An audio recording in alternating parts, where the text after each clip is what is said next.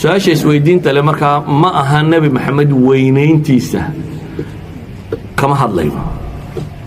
qofka muslimkaee ka doodaana uu ku gaaloobaya waadix soo taasi maaha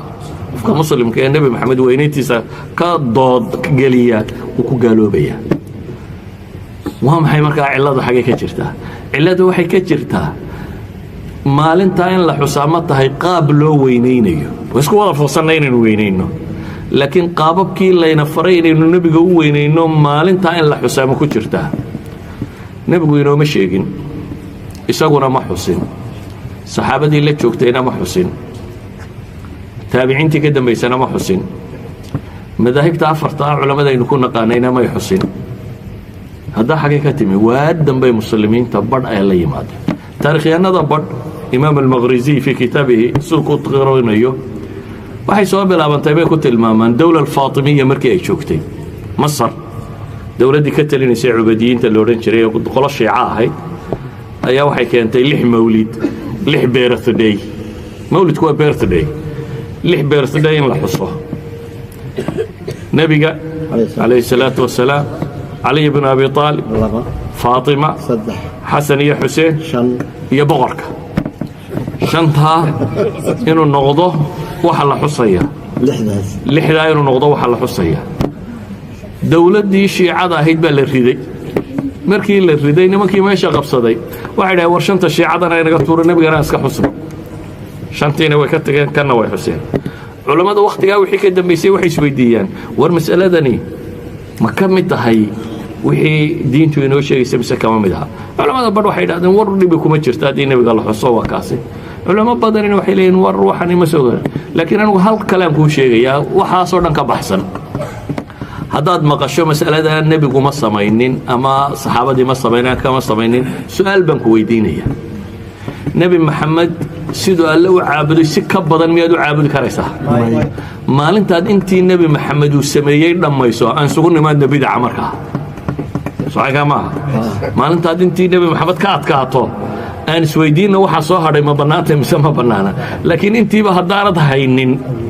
waxba bidaca ka warramay idan nebi maxamed maalin ha u yeeline maalin walba ku salli inaad sanadkii maalin sugto oo tidhaahdo maalintaasaan ku sallinaya maalinta tan dhan kale markaynu ka eegno ma la garanayaa maalintuu exactil nebiga ku dhashay taariikhdii carbeed ee hore waxay u dhigantahay sidii taariikhdii soomaalida soomaalidu baadiya ku dhalataa siday u calaamadsan jireen laba wax bay calaamadsan jireen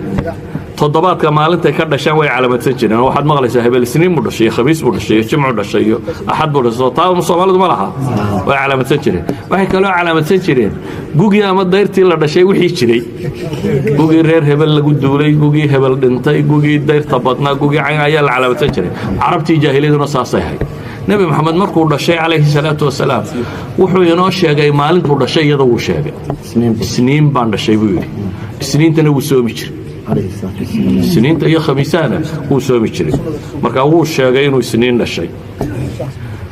sanadkuu dhashiyo bishuu dhashay cidima garanaysaa sanadkii waxaa la yidhi sanadkii maroodigu maka ku soo duulay buu ku beegnaa marka waa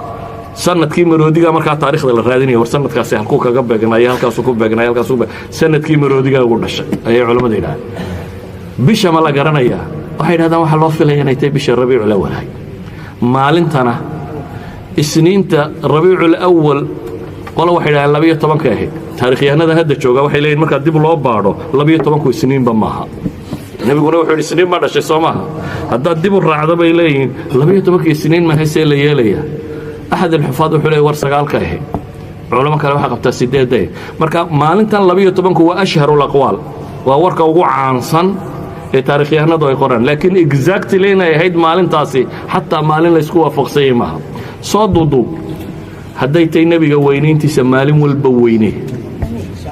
12 الربيع الأول هسوقينه سنة كردن وينه مالك كستكو صلي maalin kasta waxaad u samayn karta nebi maxamed calayhi salaatu wasalaam u samee